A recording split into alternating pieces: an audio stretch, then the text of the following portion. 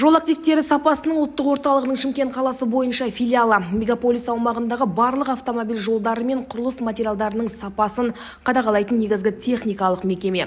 Филиалдың басты міндеті жолдардың салыну мен жөнделуі сапасына тәуелсіз зертханалық сараптама жүргізу және құрылыс нормаларының сақталуына бақылау жасау.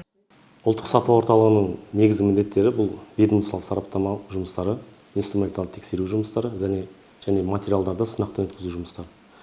Одан бөлек диагностикалық жұмыстармен айналысады. Ведомстволық сараптама жұмысы дегеніміз ол жолдың жаңағыдай салыну, қандай материал төселуі керек, қаншалықты ені қаншалықты ұзын болу керек, ұзындығы қаншалықты ұзын болу керек. Соны ведомстволық эксперттеріміз бар. Сол мамандар, сарапшылар барып анықтап, тапсырыс берушімен бірлесіп жұмыс атқарып, содан соң жол төсем жұмыстары басталады. Жол төселу жұмыстары басталып жатқан кезде тапсырыс берушілер бізге заявка береді, орысшалап айтқанда.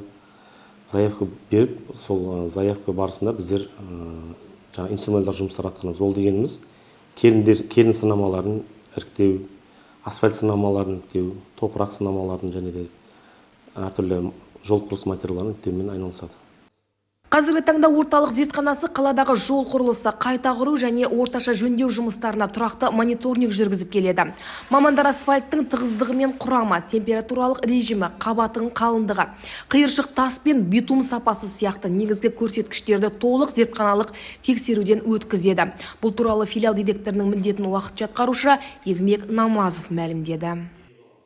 Шымкент қалалық филиалында қазіргі таңда 13 маман жұмыс атқарады.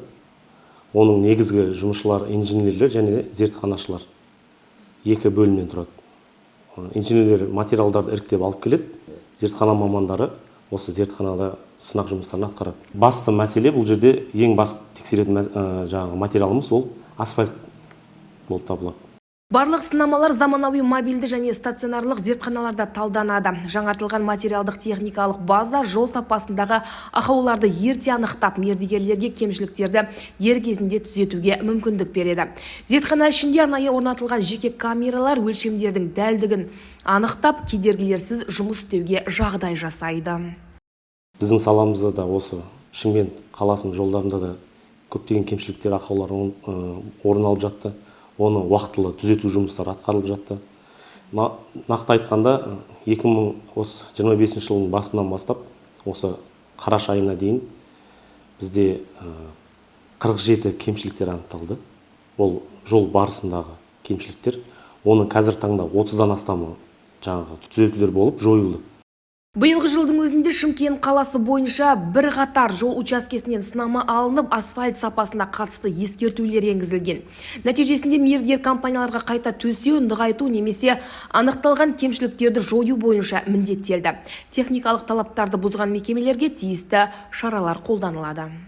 Келген кезде ең алдымен оны біз алдын ала кептіріп аламыз, дайындап, кез келген сынақты бастамас бұрын бөліп квартовать етіп алып, кептіргіш шкафқа саламыз, немесе асфальтты да осылай алдын ала кептіріп аламыз, сынақты бастамастан бұрын. Содан кейін бұл гомта біздің инертті материалдарды сынау гомтасы болып есептеледі. Бұл гомтада біздер тас, құм, цемент, бетон және тағы да басқа инертті материалдарды сынауға арналған. Алдымен тасты, мысалы, инертті материалдарды кептіріп болғаннан кейін испытанияның өзінің жалғастыра береміз. Мына мысалы пресс, гидравлический пресс. Бұл прессе біз тастарының сығу дробимость дейді ғой, маркасын анықтайтын көрсеткішін осы құрылғымен пресспен қысып, қанша пайыз өзінің салмағын жоғалтатынын анықтаймыз. Және бетонды қысамыз кубиктерді. Мынау полочный барабан деп аталады. Бұл да тастардың қажалуын анықтайды. Тастың фракциясына байланысты өзінің 500 оборот немесе 1000 обороттарын қойып, ішіне болат шариктерін салып, айналады. Сол тастар соғылып, тас өзінің қанша пайыз қажалу массасын жоғалтуын анықтайды.